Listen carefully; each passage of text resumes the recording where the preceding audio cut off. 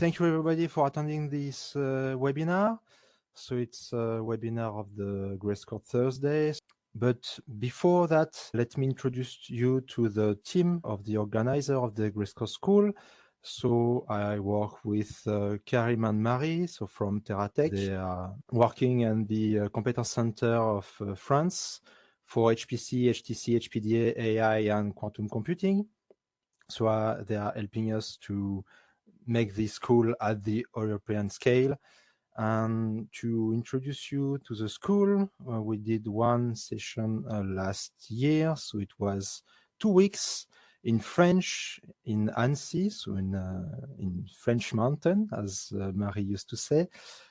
We had 12 satellite sites over 4 countries. We have 9 amazing teachers to bring you all the knowledge that we can have. So many technologies, many languages also. So the idea of this school is to have a panel of a lot of technology to feel and to think how to do the optimization, what technology to use, what design to use, stuff like that. So it was a success in 2024. We did a previous school in 2023 with the dream team, with all the teachers that you will learn to know during all these webinars. The point of all this webinar is to have one point used in the school later. So not every time with all the details, because we don't have time in one webinar of roughly 1 hour to go deeper in all the details. But the idea is to give you an overview of what is possible to do in the school. And for that, we have a trailer. So let me play it to you. Do you sometimes feel limited by your resources or unsure how to maximize the potential of your HPC resources? Imagine a place where collaboration, creativity, and learning converge with high-performance computing. Welcome to Grayscott School 2025, Europe's leading summer school for HPC. Taking place from June 23rd to July 4th. Over 2 weeks, students, academics, and industry professionals from across Europe will explore the frontiers of programming while building a vibrant community. Together, we'll discuss programming and optimization on heterogeneous architectures, highlighting their respective characteristics and limitations. You'll have a unique opportunity to explore generic optimization methods, as well as the latest technologies and languages for achieving optimal performance. The school is free and open to everyone, and you can participate in person in Annecy, France, with the teachers, at one of our satellite sites in Europe, or online via our live streaming. You can choose from an intensive program or a la carte courses to develop your skills at your own pace. With the first week dedicated on CPU and the second on GPU architectures, you will study computational accuracy, vectorization, parallelization, compilation, memory profiling, unit testing, and the various programming languages C++, Fortran, Rust, Python, and Julia. In addition, we will study the MPI, OpenSHMEM, OpenMP, TBB, EVE, Kiwaku, Sycl, Thirst, CUDA, OpenACC, Vulkan, NumPy, Number, QPy, CUNumeric, JAX libraries, and Legit, as well as computation with PyTorch and TensorFlow, and the G++, Clang++, NVC++, NV Fortran, G-Fortran, and DPC++ compilers. Throughout the course, you'll discover and use profiling tools such as Valgrind, Perf, Macau, Nsight, Malt, and NumaProf. Each session leads to a practical challenge, the simulation of Grayscott's diffusion reaction, which tries to describe how a chemical reaction evolves over time. Simple to understand, but complex enough to push the limits of optimization. Thanks to our specially designed Docker containers, you'll have access to a complete working environment to follow courses and exercises on your laptop or supercalculator. Throughout the program, you'll be guided by a dozen expert instructors, leaders in the field of programming and HPC. You'll have the opportunity to ask questions and chat with them live on Discord, so you can tailor your learning to your needs. Join our growing community of over 500 users to find answers, exchange ideas, Take on challenges together and build bonds that will last well beyond the program. You can also join the Grey Scott School European network of satellite sites, not only to attend the courses, but why not become a satellite site yourself and host the school in your location? You just need to provide a room, a contact person, and access to computing resources. We'll provide courses, tools, and Docker containers for a seamless learning experience. Grey Scott School is free and open to all. It's your chance to master advanced programming and optimization, engage with a growing European HPC network, and push the boundaries of technology and training. You can kickstart your journey now by joining Grey Scott Thursdays, a free webinar series previewing the school's courses. Don't miss out. Register today to attend, whether in person in Annecy, France, or at one of our satellite sites in Europe, or online via our live streaming. Grey Scott School 2025, where HPC meets your potential.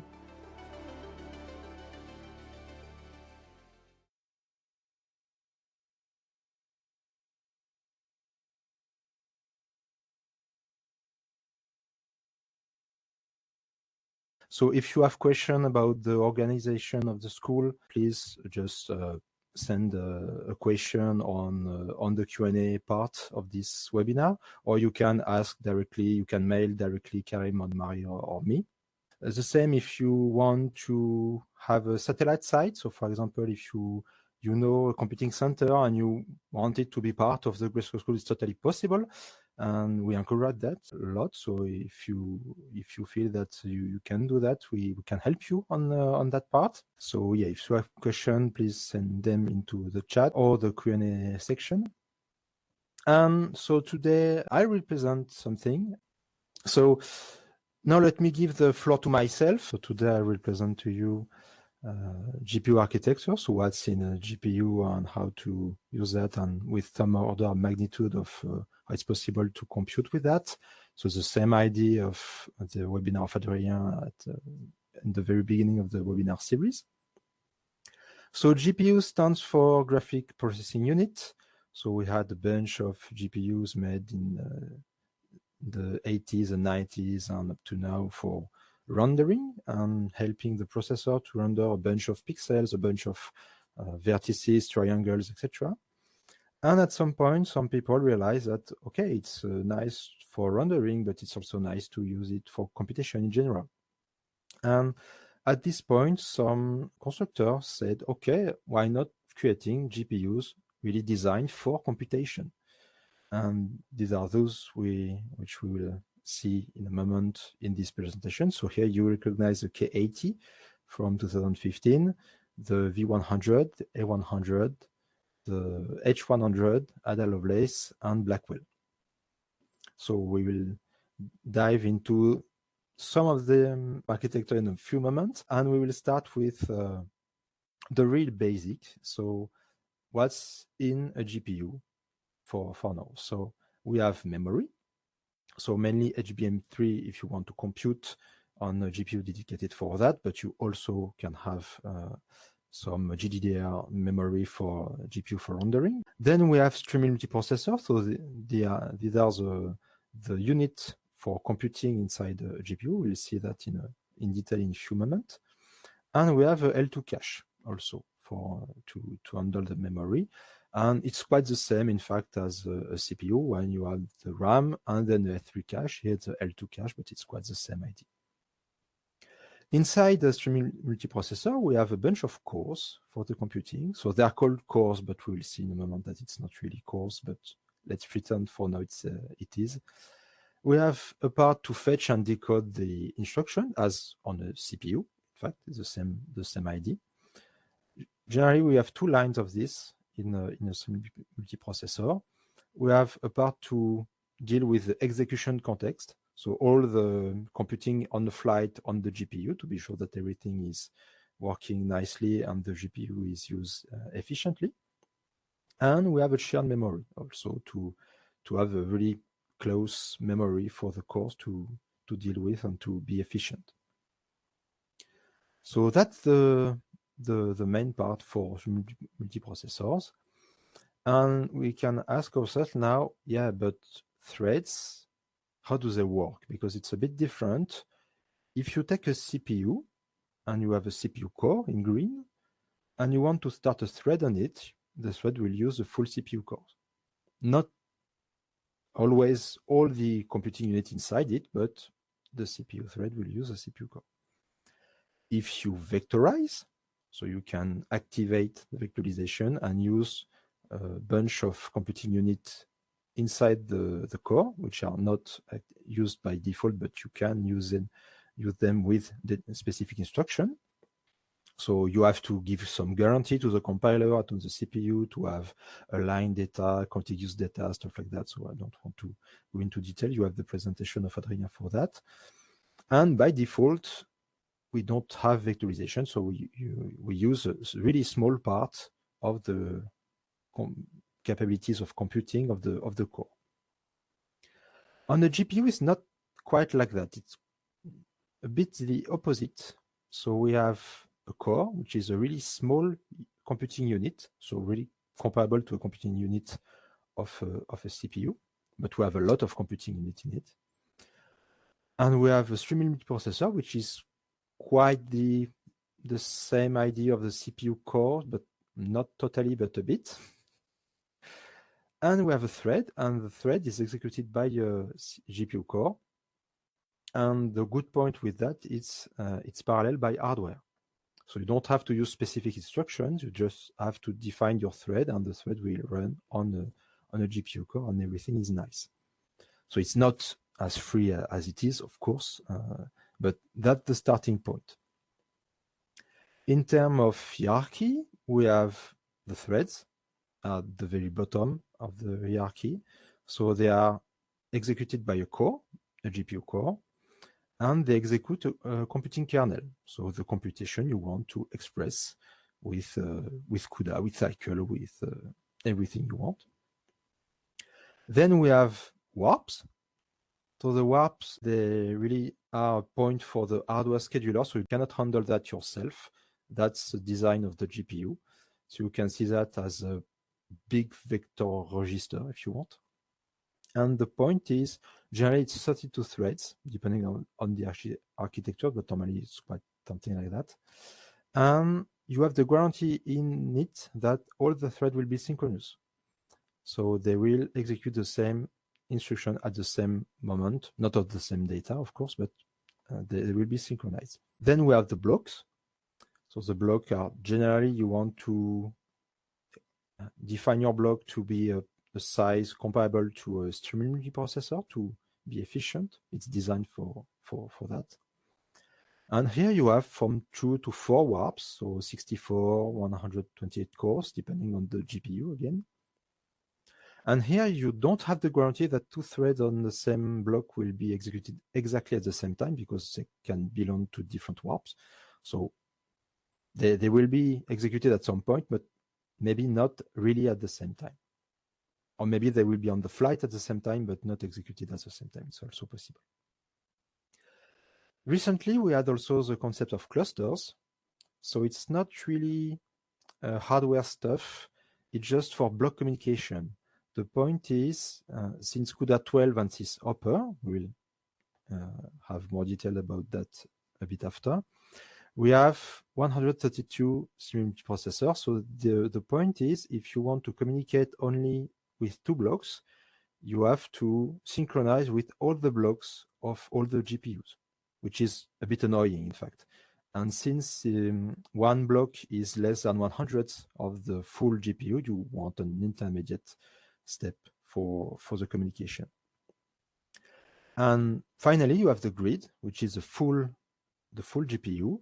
And here you have, for example, for Hopper, you have 8,448 cores and 6,912 cores for Ampere, for example. So we have to deal with that once we compute on a really low level libraries. And we need to talk about a bit execution. So as I said, a thread does not exist, in fact, on a GPU. It's about warp. Everything is about warp. And a warp will, every time, all the thread of the warp will load the instruction 2 by 2, and they will execute the instruction 2 by 2 and will stay synchronized this way. And we can ask, yeah, but when there is a condition, how does it work? And the point is, when there is a condition, all the threads will load the condition and execute the condition at the same time to see if the result is true or false. Then all the threads which have a true result will execute the then statement, and all the other will wait, because threads are really polite in a warp. And then we will do the opposite. The thread with the true condition will wait, and then with the false condition will execute the else statement. So in this plot, it's roughly equivalent. You have the same number of threads for the then and for the else. If you have only one thread which has to pass in the else statement, you will wait for every other thread. So that's why generally once you create a kernel, everyone is telling you that you don't want to put some condition inside your kernel because of that. If you have just only one, for example, for boundary stuff, thing like that, really simple, it's not totally a problem. If you have much, could be a really big issue for the performances. So now we have to map data on the thread to be efficient also, and we have to take account the thread which lives on the core and inside the block, and the block is inside the streaming processor if everything is okay, and we'll leave the cluster for now and just pretend that we have a grid, because cluster are kind of optional, so if you don't need them, don't worry, it's not mandatory. And the grid is a full GPU.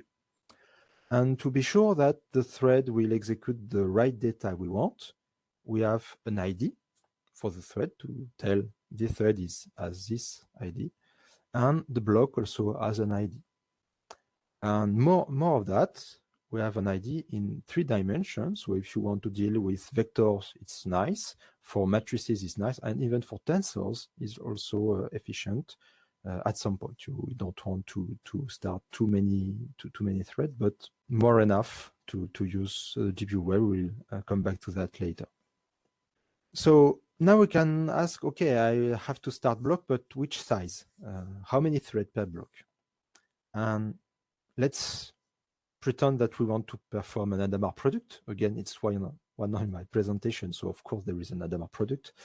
So let's pretend we want to compute 1000 elements on an Adamar product, so multiplication element by element, and see what's going on. So first scenario, we can say, okay, we have 10 blocks of size 100, and let's see what's going on. So a warp is still 32 threads. And if we do that, we will have this kind of configuration. So all the blocks have the same size, have the same threads in it. So 3 warps fully filled with 32 threads, and the last one with only 4, which is kind of a pity, because we lose all this computing that we could have in this part. So by doing that, we will use only 78% of the full GPU. So the occupation of the GPU, if you ask Insight, for example, you will have this kind of feedback. And you can say, okay, so I will change my strategy. I will use only 8 blocks of size 128. So I will have practically all blocks filled except the last one with 3 complete warp and 1 with only 8 threads. And by doing that, so you can reach 98% of the computing power of your GPU, or the occupation at this point, if you have 8 blocks on your GPU or 10 blocks on your GPU here, because of course we'll have to do that in a larger scale to be efficient. So then we'll speak about read and write, because warp are quite close to a vector register, as I said before. So one sector on a GPU is 32 bytes. A cache line is 128 bytes. So it's 4 sectors. And if we have a warp and each thread wants to read a 4-byte element, we'll have something like this. So every thread will read the byte, everything will be contiguous, everything will be efficient, and it's nice. As for the same, if you want to read 8-byte element, you will have something like this. Everything is contiguous, the prefetch is really efficient, no problem, it's nice. So here you can have the intuition that once you program a thread, it's not like a thread on a CPU where the thread can do what you want. Here, a thread is linked to its neighbors, and if the thread is doing nonsense system of pattern access, data accessing, you will kill your performances. We will see that in a moment. So it's really close to CPU vectorization, but the CPU vectorization force you to use specific instructions or specific flags and guarantees. And in a thread, once you write your kernel, you can say, okay, but it's a thread, so I can do what I want. And in fact, no, if you do what you want, you will compile, but you will kill your performances. So this is important to have that in mind also. That's what we map the data on the thread to ensure that we have contiguous access and its access is nice. So speaking of thread, we will speak of memory layout as on the CPU. So a read and write on one sector is 32 bytes, as I said before. And let's pretend we want to read the structure of coefficient, which is 80 bytes for the purpose of this example. So here we still have our WAP of 32 threads, and we have in red the size of the structure, and then we have on the bottom the sectors.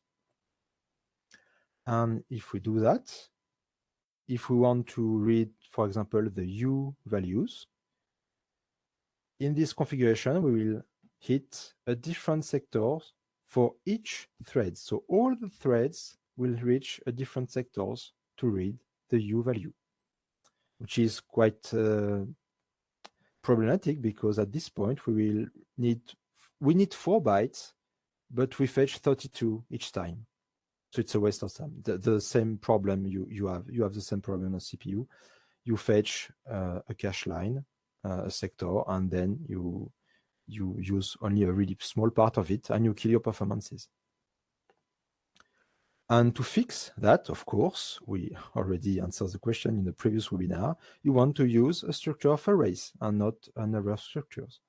And for that, if we have a WAP of 32 thread, again, we want to read U, and all the access will be contiguous, everything will be efficient, all the loaded bytes will be used, and we will use also less bytes because less sectors, so everything will be efficient.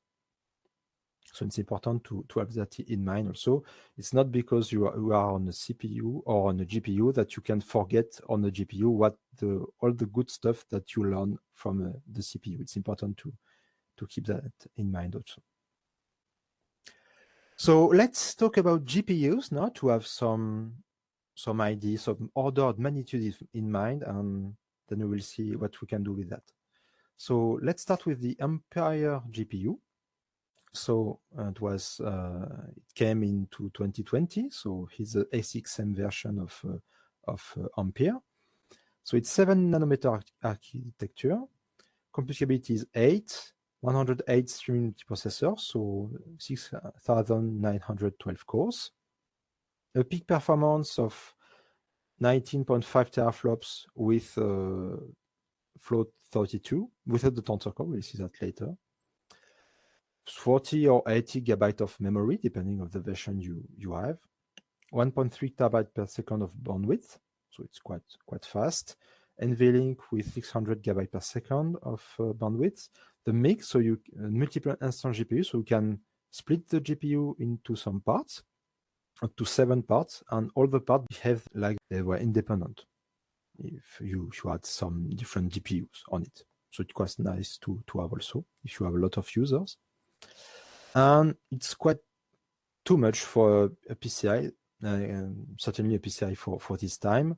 So they fix that also to say, classically, if you want to read data on from a disk to the GPU, you have to pass to the CPU, and the CPU have to read the data for you and then send the data to the GPU. And now we have the GPU direct storage, where the GPU can directly read or write data from this. So you avoid this two access. Here you can directly use the disk directly. So it's quite efficient to do that. Let's talk about Hopper now. So Hopper came in 2022. So H100 here. So with SXM5 and PCI, and again the SXM5 is a bit bigger and a bit faster than PCI. It has a bit more computing unit.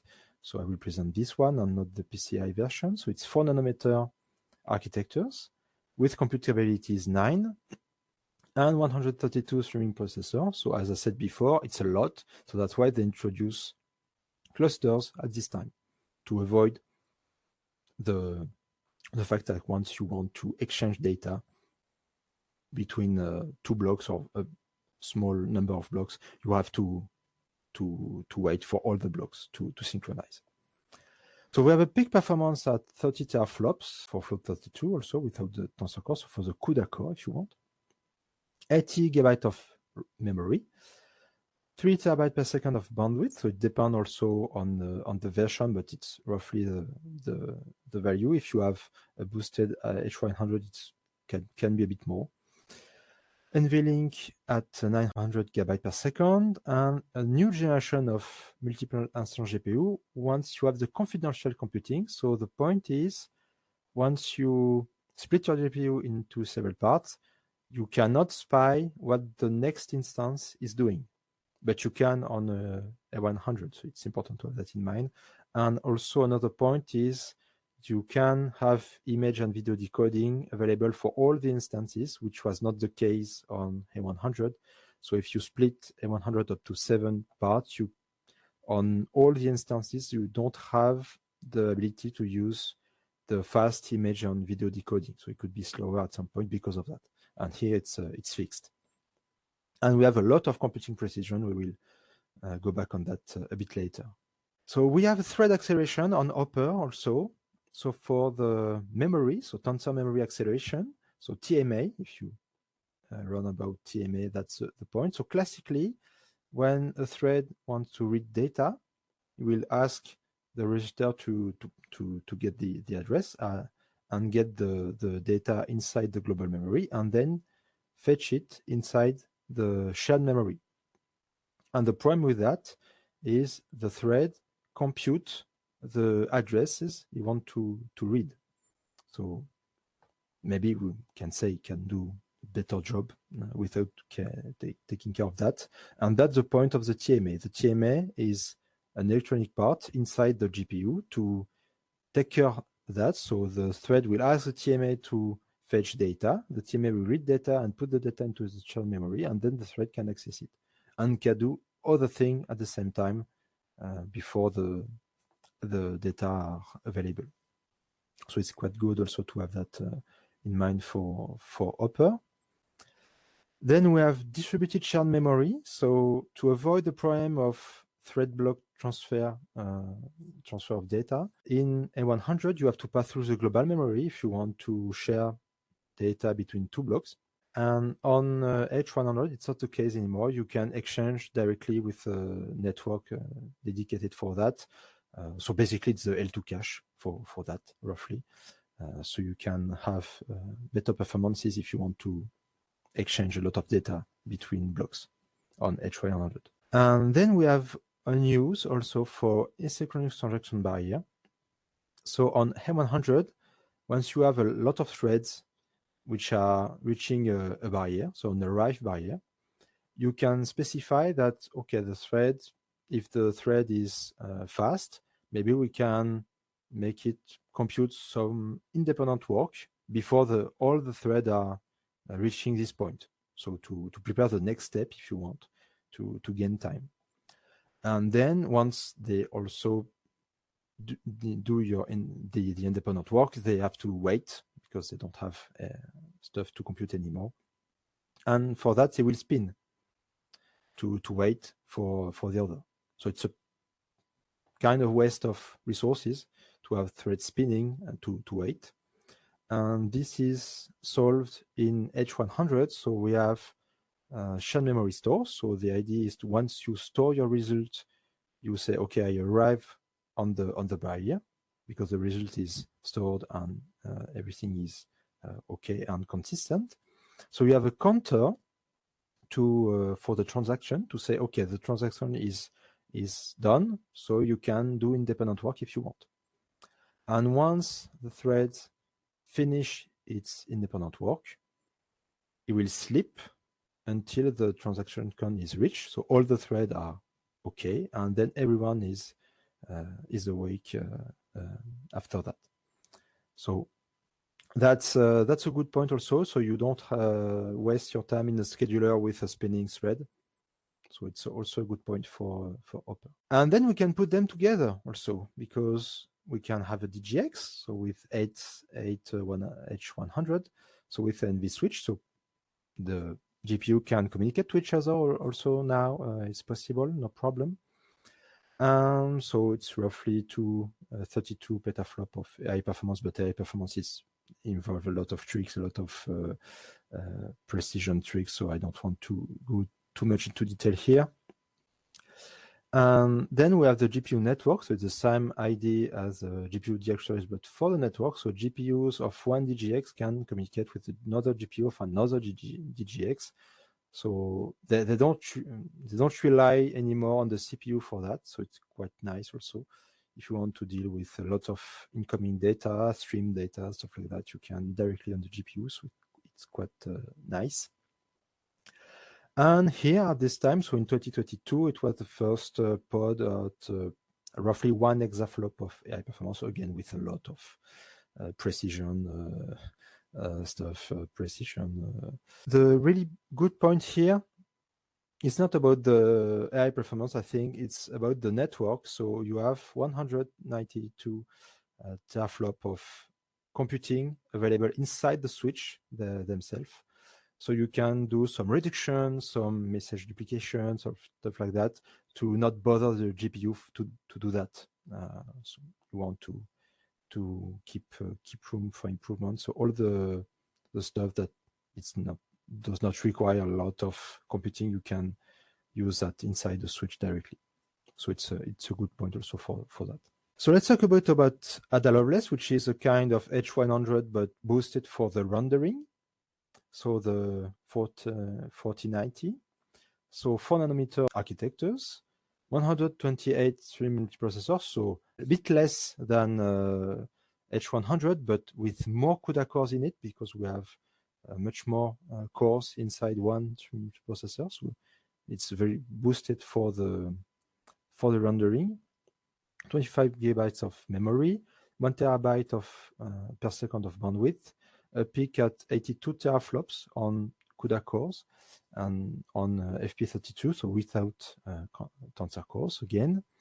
And the point is, here we have shader reordering. So a shader, once you want to do some rendering, is the little piece of software that will tell that this particular surface is bright, is metallic, is green, white, yellowish in that case, and you want to do your rendering with this kind of information. And if you send the shader not order, you can have some problem with the performances. And the hardware is capable of reordering the shader on the fly to improve the speed of rendering. So it's quite nice. It's really, really specific, but it's a first step to the reordering of the computing on the fly. So it's quite nice to have that in mind also. And finally, we have Grace inside of our CPU. So because they will work together, so I have to present with Grace. So 72 cores on ARM, 240 gigabyte of memory, 3.2 terabyte of bandwidth per second. Really boosted caches. So 64 kilobyte on L1. There is 32, 48, here's 64, L2 of 1 megabyte and L3 on 117 megabytes. So again, quite boosted caches. So local cache, we will see that in a moment, and really fast NVLink, so new generation of NVLink at 900 GB per second for the communication. We have the super chip, so it's two grays together, so we have twice much cores, we have the same bandwidth, twice much memory. The L3 is boosted also because we have two L3 at this point. And the same NVLink, 7.1 teraflop of Float64 computing. So it's not ridiculous. You can do a lot of that, a lot of stuff in inside Grace, so to help the GPU to go faster, stuff like that. But it's 500 watts, so it's a lot. So it's passive air cooling, but it's still a lot. 500 watts, it's a lot.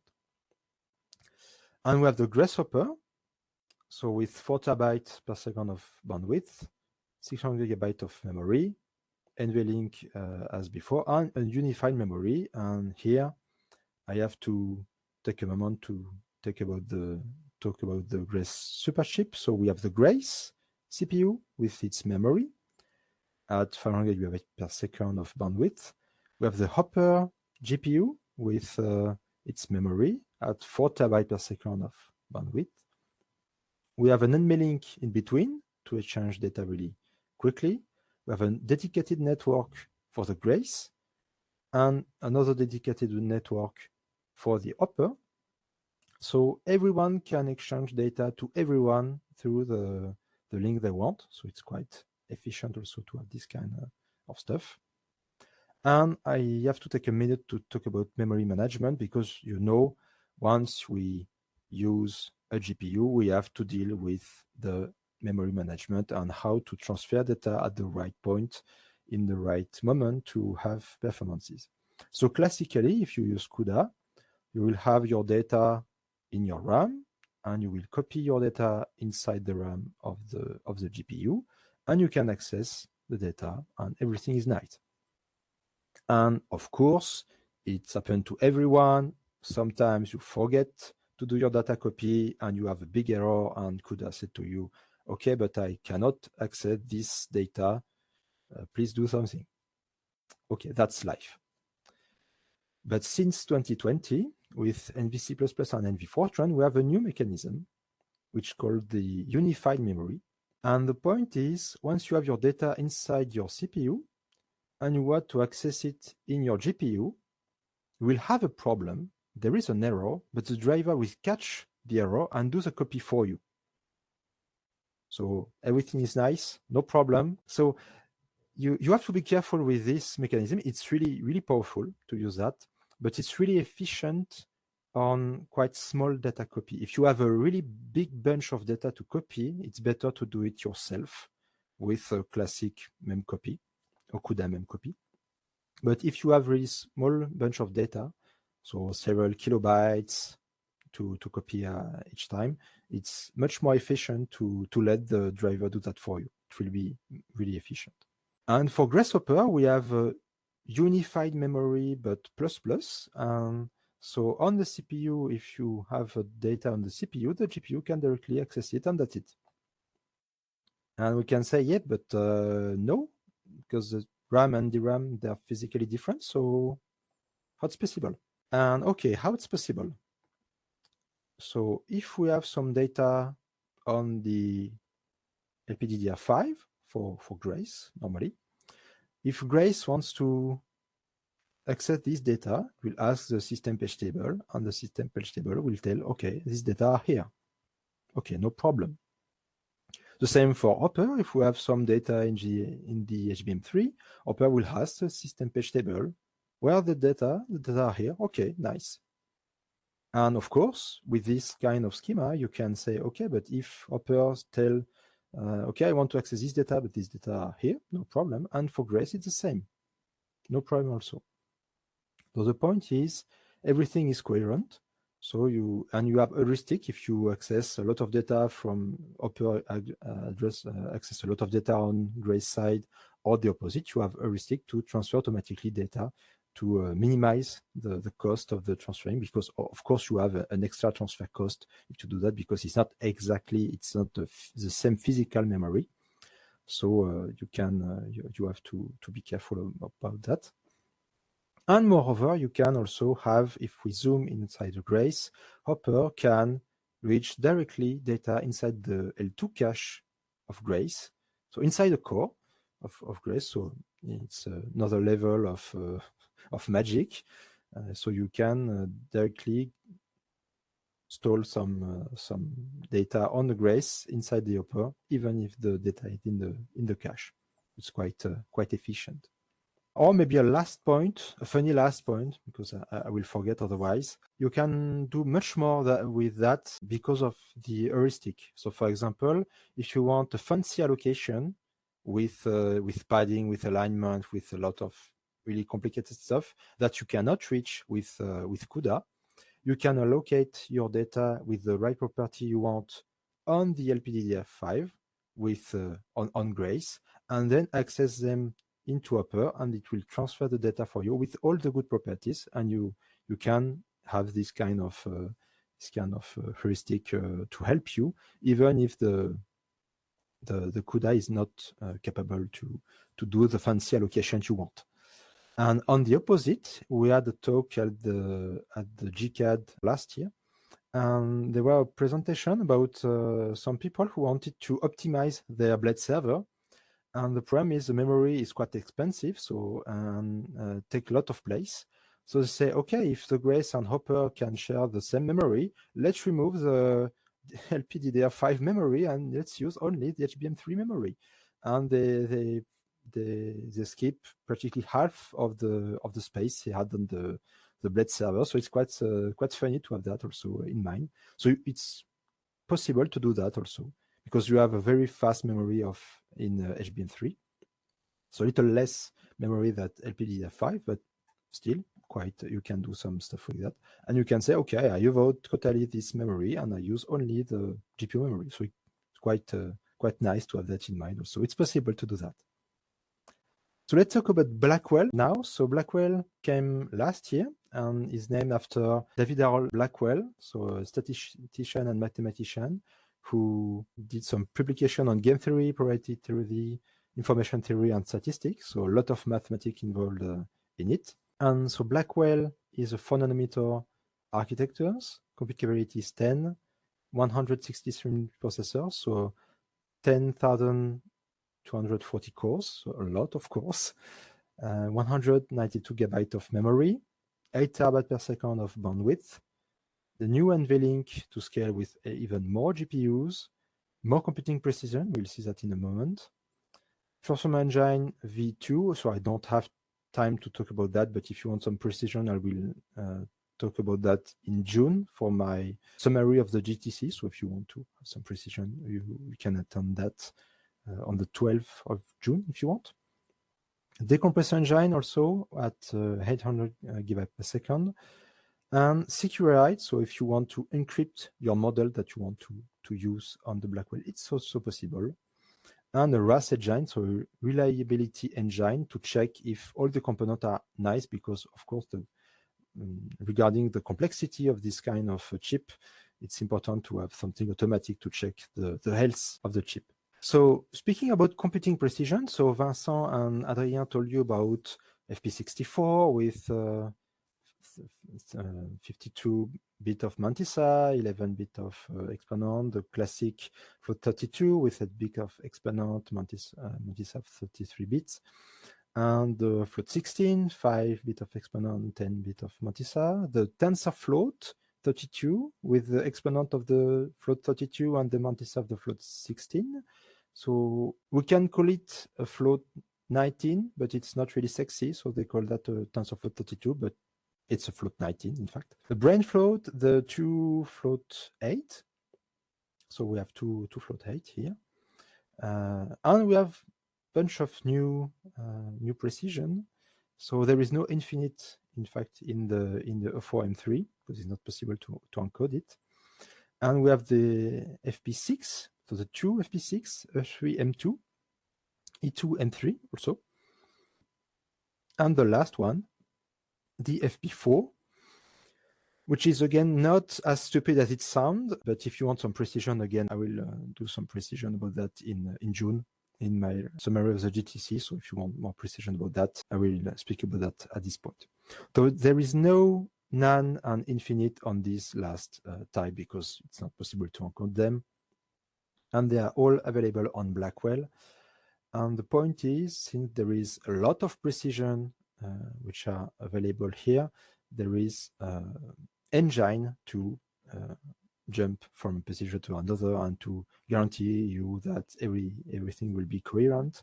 Of course, it's not activated by default, but you can activate it here to have the mixed precision. Is kind of the same thing that you can have on a Volta 100, but here with a much more precision.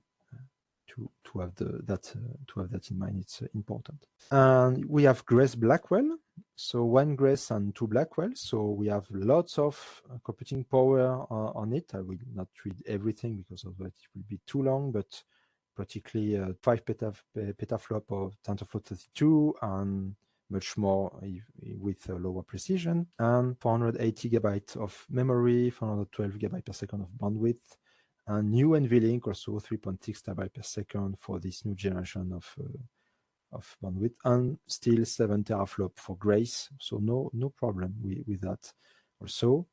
And so I will take a moment to explain you what's in it.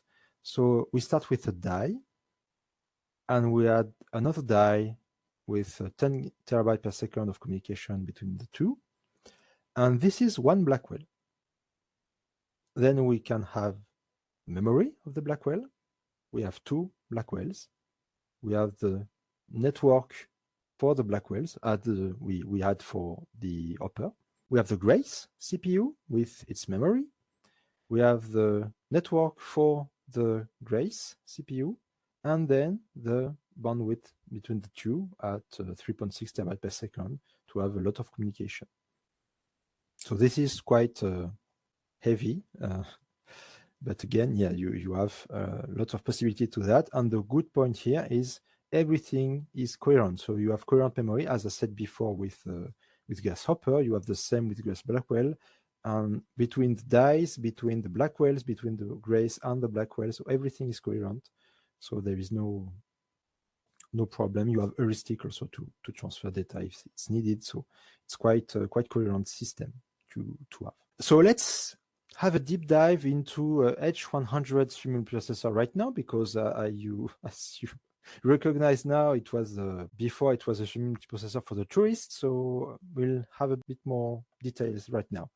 So recognize here it's a copy paste of 4 stuff inside one streaming processor. We have L1 instruction cache, L1 data cache, so as we can expect on a regular CPU core. We have texture memory here, and we have what we want to use instead of, we have a load store also here. We have scheduler, you can register file to get the data inside the register. But what we use generally is the CUDA core, so for the classic computing. So we have int32, float32, float64. So these are the classic CUDA cores. And we have another stuff, which are the tensor cores for matrix multiplication. And they are really, really efficient for matrix multiplication. So I have to talk about that for a moment also. So a tensor core, the idea is really simple.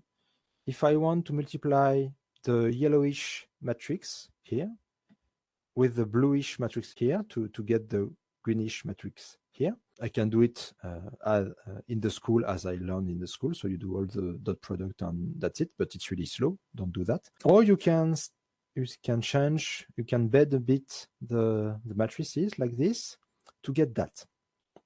So here we have the unit, the computing unit of the tensor core. It's done in 2 steps. So first step, we do all the multiplication at once.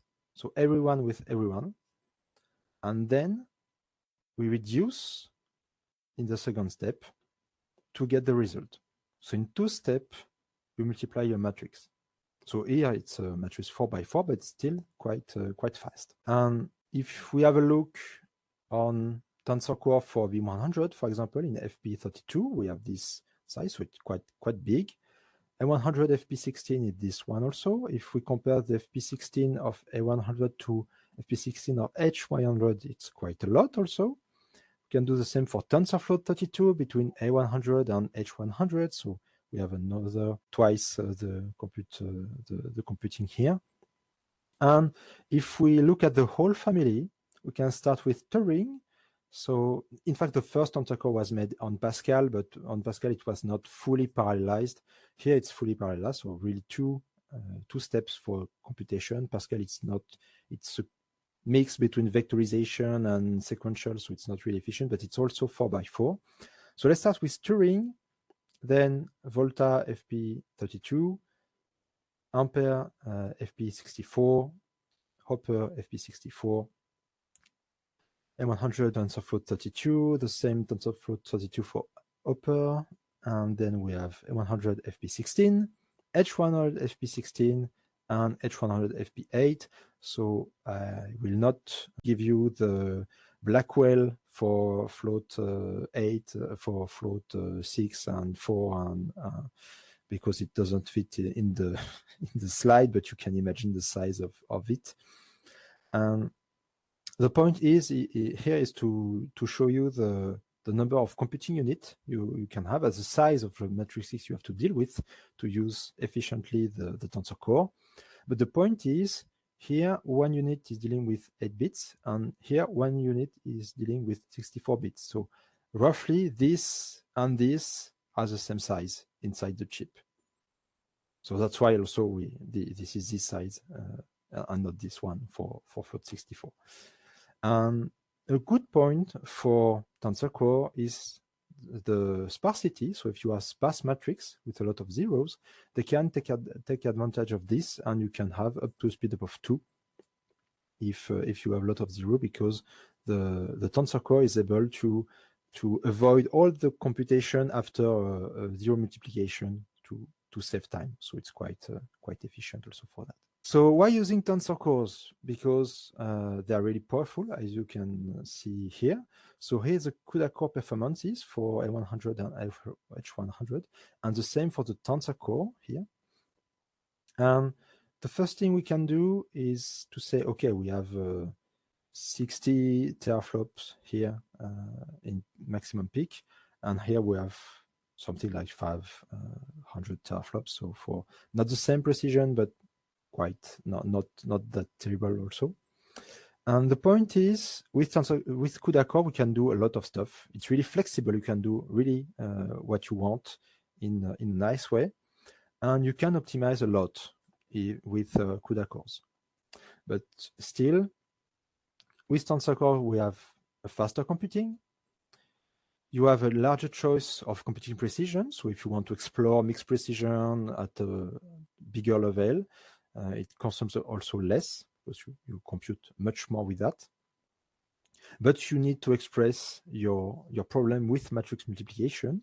So it's not that trivial, but if you do the research and you search for yourself and you say, okay, how can I express my problem with matrix multiplication, or as much as I can with matrix multiplication, you will be able to use tensor core and to have much more computing power to use. And it's also faster with sparsity, as I said before. And if I do the same for Blackwell, so you see here we have Blackwell more here for CUDA core, and here for tensor core. You can notice also that for FP64, it's a bit less on Blackwell than on Hopper, because Blackwell is designed for inference and for training, and they don't use FP64, so that's why there is no boost here compared to the other.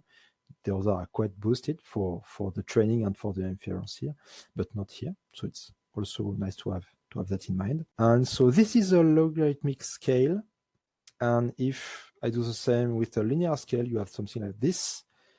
So you can almost you don't see almost the float 64 here. So it's important also to have that in mind. That was a lot of people are trying mixed precision, even of weather forecasting, because it's really nice to take advantage of these architectures. And So then, if I go back to my CUDA threads and CUDA cores, we can say, okay, I have my CUDA cores. I want to use them efficiently. So how many threads do I start on my GPU? And we can do the test with the Gray-Scott reaction, and we will get something like this. So for A100, V100, T4, and K80. So imagine, for example, I want to use A100. So I know the A100 has something like 6,912 cores.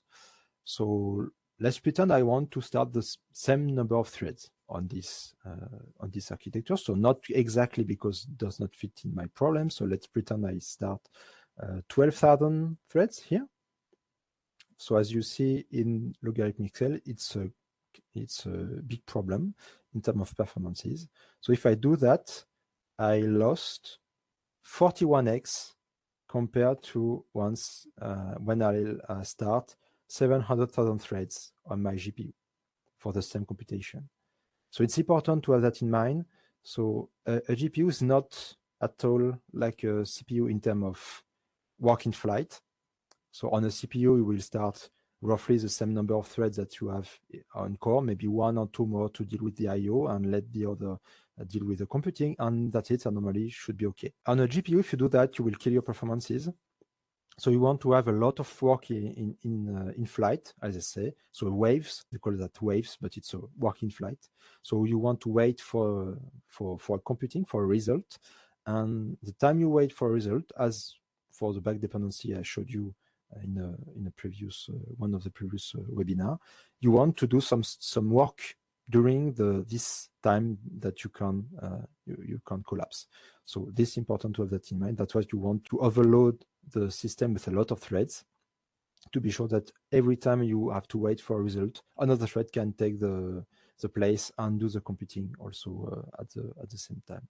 So to do that, we have to express parallelism again. So if we have one element to compute and we have a lot of independent elements, we have a nice parallelism incoming. So don't be embarrassed. It's deliciously parallelizable. It's not embarrassingly parallelizable. You want to be in this case. It's important. And if I take the example of a particle, for example, let's say my particle has position X, Y, and Z. And here we can ask ourselves, okay, but why having three different table, for example, if we want to use table, why not only one? Because X, Y, and Z are supposed to represent maybe the same unit. So why not to use one single vectors instead of three? So the first is you don't want to have a multiple of 3 inside a computer. A power of 2 is nice. A multiple of 2 is nice. Multiple of 8 or 16 or 32 is nice. Not a power of 3 or a multiple of 3. So you will be sorry if you try that. And the other part, a really important part, in fact, is you want to mix at some point this component with dot product, with cross product, if you want to make some force, Lorentz forces on it or whatever. You will need this kind of thing. So you want to express that. And regarding this kind of computation, X, Y, and Z are not the same data. So you want to split them. The same for the complex number, is the same problem. So you want to use 3 different tables to handle the 3 coordinates of all the particles you want to use. We can do that, of course, the same for velocity and for acceleration, and we can pass through everyone to do a computing, and everything is fast. And the point is, you can ask yourself, if I compute the particle, I don't know, 19 before the other one, is the problem? If it's not, you have lots of parallelism. So you can use it to have big performances. You can compute element particle 8 by 8, for example, with vectorization, or 16 by 16 if you have recent CPU. And you can pass through everyone at the same time with your GPU. And you have a nice parallelization and everything is fine. So no problem. But it's not as simple as that all the time. So I need to present the other possibilities. So if you have an event to treat, so you already saw this slide in the previous webinar, but it's really important. So you will have to watch it again. So if I have a bunch of events to treat and I have a lot of stochastic events, so there is a lot of parallelism, it's nice, but maybe they are big and maybe they don't fit in the memory of my GPU. So I have to break down this. And if I can put maybe only 1,000 events in my GPU, it's a lot, but it's not enough if I have to start one thread per event. Remember, I have to start 700,000 threads to use my GPU efficiently, to use a 100 efficiently. So if I cannot put 700,000 events inside my GPU, I will kill my performances. So I need to be sure that I will express enough parallelism. So in my case, I cannot, because I cannot fit that number of events in my GPU. So I want to break down my event into captors. So it's pixel in my case, but it could be cells of a calorimeter. It could be anything you want. And then maybe it's not enough, and you want to break down again the pixel because maybe they will give you a response in time. So slices, pulses, waveforms, you can call them whatever you want. You will have an extra dimension to express your parallelism and to break your data into small pieces. And here I can express a lot of parallelism. So normally everything will be nice on my GPU. But there is still one question. How do I store this tensor? In which order? And to answer that, we have to ask ourselves, okay, but what do I want to do with my tensor? So if the first step is, for example, a calibration, so let's pretend I get voltage as an input. I want to compute a number of photons or an energy on my detector. Let's pretend this computing is independent of the ordering of the tensor. Normally, it's not the case, so you can already decide a nice stuff for that. But let's pretend it's not the case here. So I can reorder the data as I want, no problem in terms of performances. So I have the best performances possible, not because I'm lazy, but because I have done my work nicely, and I'm sure that it's the case. Of course, you have to check. So let's try the second step. The second step is an integration, for example, so a weighted sum to increase the signal over noise ratio, for example. So we speak about integration, so you have to think about reduction, you have to think about Adrien, and you have to think about back dependency. Back dependency will tell you that you don't want to sum this element with this element if they are contiguous in memory, because you will have to wait until the result is available and to perform the next sum on the next element. So obviously, in that case, we want the contiguous data to be in this axis, so we can sum this row with this row, etc., and everything will be really efficient. And with this kind of axis, so the last axis of our tensor, we can vectorize even for the integration, so it's nice, and even for calibration, because the calibration does not care about the ordering of my tensor, so everything is nice. And so naturally, we want the second axis to be this one, because we want to be sure that this row is not too far in memory from this one, because we want to use them at the same, to sum them together, so they have to be not so far in memory. And naturally, the first axis will be this one on the event. And on the event, we can split as we want on cores, on node, on clusters, on GPUs, on CPUs, on whatever you want, no problem. Everything is fine. So the really important point here is computing drives data storage. If you have a random data storage, a too complex data storage, you will kill your performances. That's normal. If you take account that to make sure that your data storage will be efficient for your computing after that, because if you store data not to use them, don't know why you store data. At some point, you have to use them normally. So it's important to have that in mind to be sure that your computing will be efficient. So speaking of computing and speaking of tensor, we will speak about computing backend. So if you have the habit to use tensor, matrices, vectors, stuff like that, you are free to use any kind of linear algebra backend you want. So that's a really good point. So you can use CPU, you can use TBB, MKL, LAPP, Eigen, Armadillo, your favorite library in terms of linear algebra, no problem. You can do the same for NumAnode. They can deal with NumAnode. You don't have to be bothered with that, as Sebastian said to you before. So everything is handled nicely for you if you pick the right one. So no problem. You don't sign with your blood to say I want to use this linear algebra library. No, it's just a backend, so no problem. And for the GPU, the same. You don't have to choose between CUDA or Cocos or Sycl or Vulkan or all this kind of library. You can just say, I want to multiply matrices. So whatever I want to use, if I can multiply matrices, it's okay. You can use multiple GPU, you can use stuff you want. And again, you don't sign with the blood to use one library or another. Just try to check. And if you have a new internship, you can say, okay, let's try this library. We didn't have time to test that. Let's test it and see what's going on. So give you a lot of freedom then to maintain your code and to explore and to improve. So it's nice also to have that in mind for your mental health at the end also. So it's a standard interface.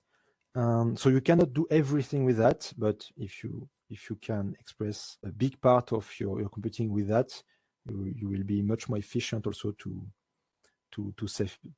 get people inside your team also. Because for example, if you want to multiply a matrix, you do a matrix product, but inside a language that you don't know, you can recognize a matrix product. But it's a bunch of loops interconnected to each other with a lot of stuff. You can say, okay, but I don't know what it is. Matrix product is standard. So nice to have that in mind also. So in conclusion, express as much as parallelism as possible on a GPU. So remember, 700,000 threads to use efficiently 100 on Grace code computation. So of course you have to check for your computation that you want to use, but at some point you have to express a lot of parallelism and start a lot of thread to your computation. So that's why generally the algorithm for CPU and GPU are not the same, because for CPU you want to use some threads, and for the GPU you want to use really many threads. So that's why they can differ for that. So use as much as possible vector, matrix, and tensor as on the CPU to have a nice layout, to have a nice prefetch. Everything is the same.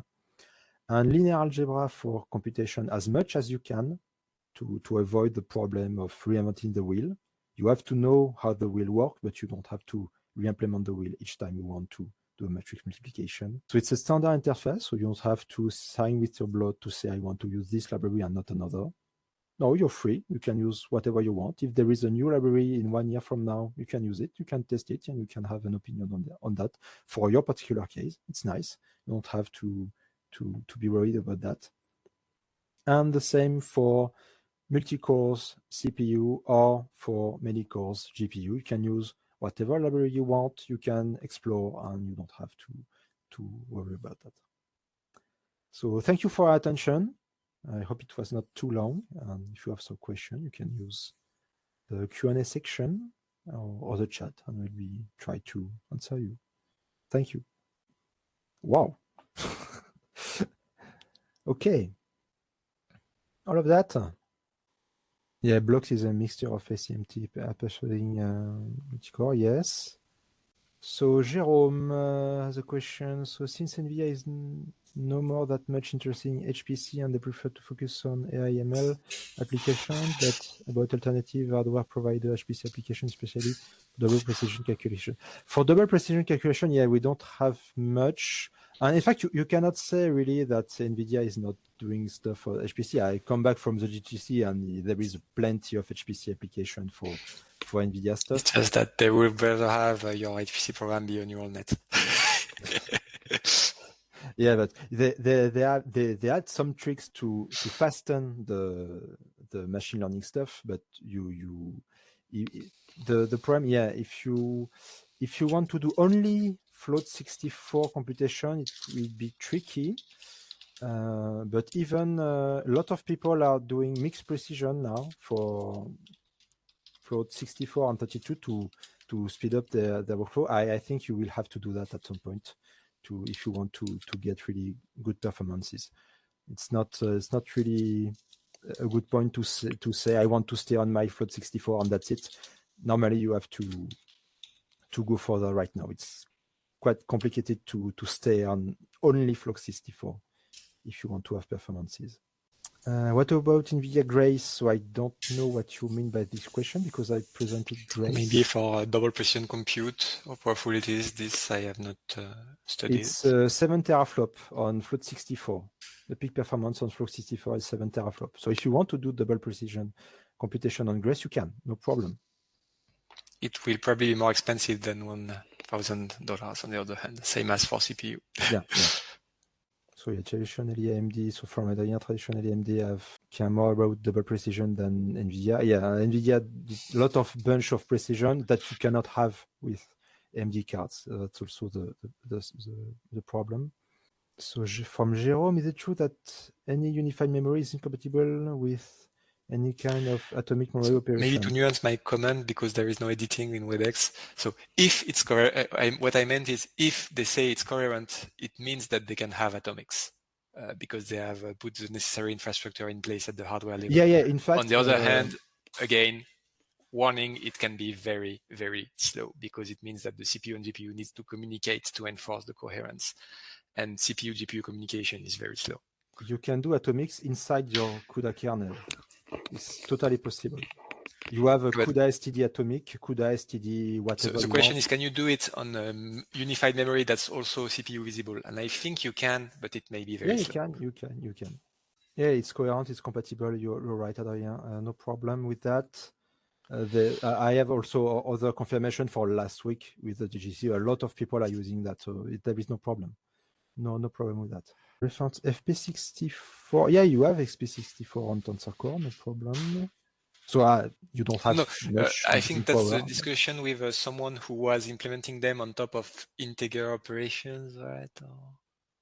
No, yes, you have Tensor Core also for integer, but I did not mention them that you have Tensor Core also for integer. You do have it natively on Tensor Cores. Yeah, you have actually for double precision. Yeah, it's not simple precision. It's Tensor float. So float 19. Yeah, it's there is a trick. There is always a trick. I don't see the FP4 yet. For what you mean, Adrien? No. So someone was asking if there is any documentation, an example for using 4-bit floats in. So I assume that was in CUDA. So I went around and checked, and you do not have this exposed in the C++ API yet. You have it in the PTX, so you need to do inline PTX, which is a bit dirty. In fact, you have a CUDA PTX namespace in libq++.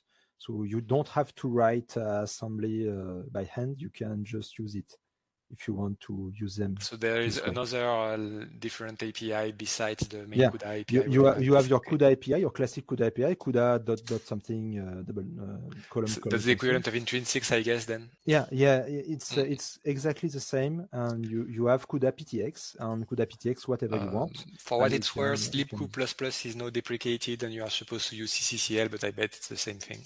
No, there is a bunch of news on libq++ last week. Okay. It's not deprecated. So they deprecated the repository, but they actually migrated it somewhere else. Maybe they changed the repository, but that's fine. If they want to migrate, they can migrate. That's fine. But you can, and normally it will be included also in CUDA class. So the float 6 and 4.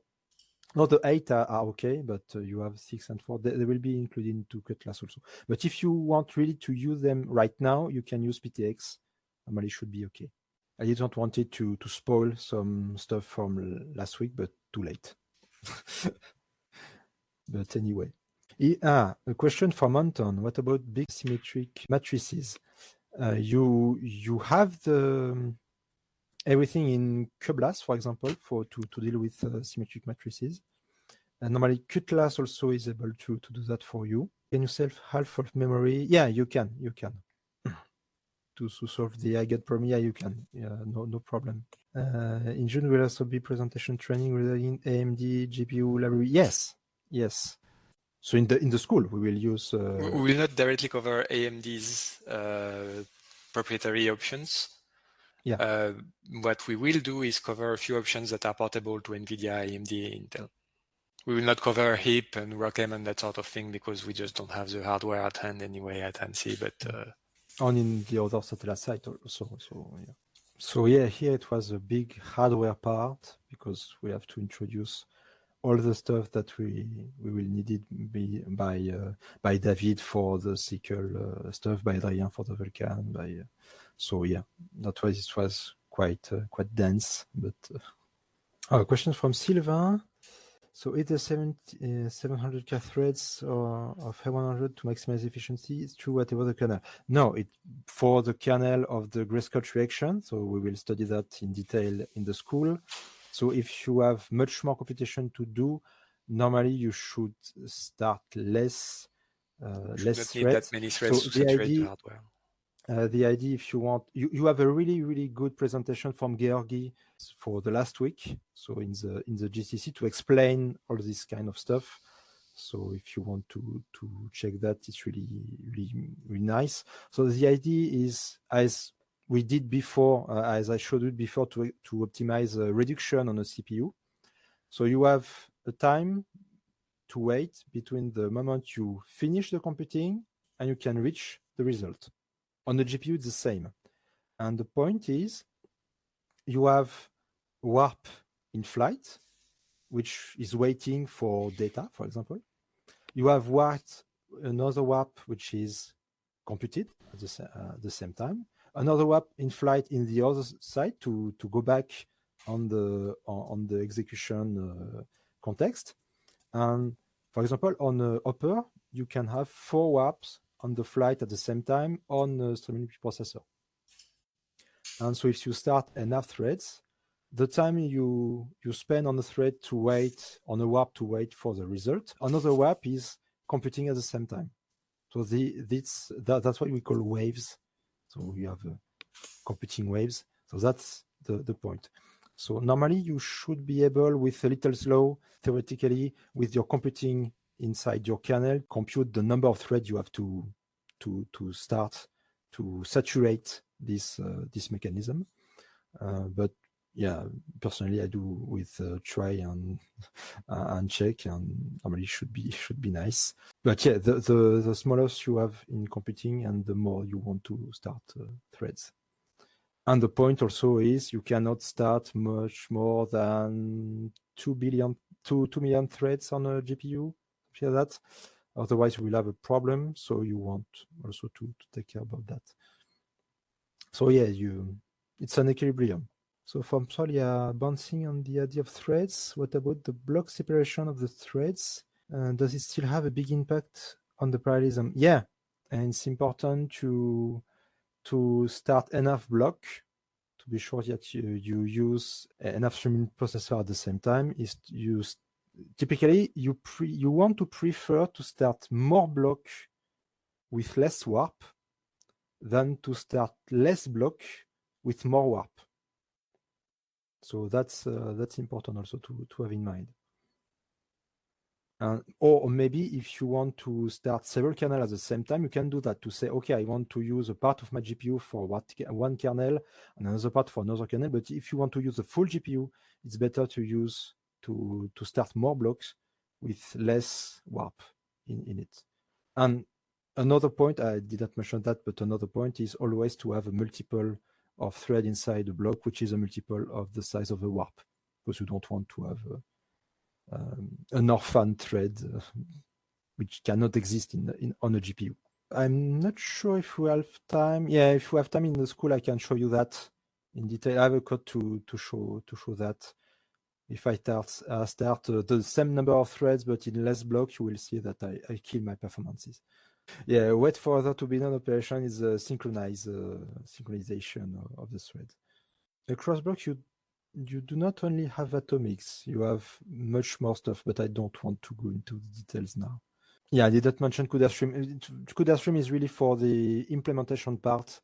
So we'll speak about that in another webinar. Here it was really about the hardware and how does it work and how can we deal with it, but in a simple way. But yeah, you can use CUDA stream to overlap the computing and the data transfer and stuff like that. But this will be for another webinar. Yeah, the scheduler will decide. I did not want it to run into this kind of details, but in fact, a stream processor works like this. You have a bunch of warp that you can run. So they are eligible to be run, and the warp will pick one of them and make it run. And once it's done, it will pick another one, which is eligible. So if it's waiting for data, for a result, or for what, it's not eligible. And then it will pick a new one for. So it's really the scheduling problem. Yeah, that's yeah. You can have simultaneously data transfer and compute, no problem. You can also start a kernel, which start another kernel. But yeah, that's for the implementation webinar, not this one. In fact, yeah, Adrien, you can synchronize across block. It's totally possible. And there is much more than that. You can synchronize in a larger scale than only few blocks. But this will be for June. Okay, so if you don't have more questions, maybe we can stop here. Yeah, we can stop here. So thanks you for joining today.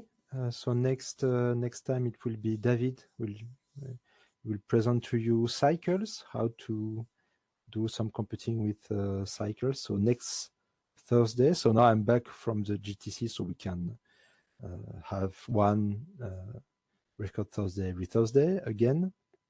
Last week it was exceptional, only for the GTC. So thank you for attending this webinar. See you next week. We will talk about Sycl next week. Have a good day and see you next week.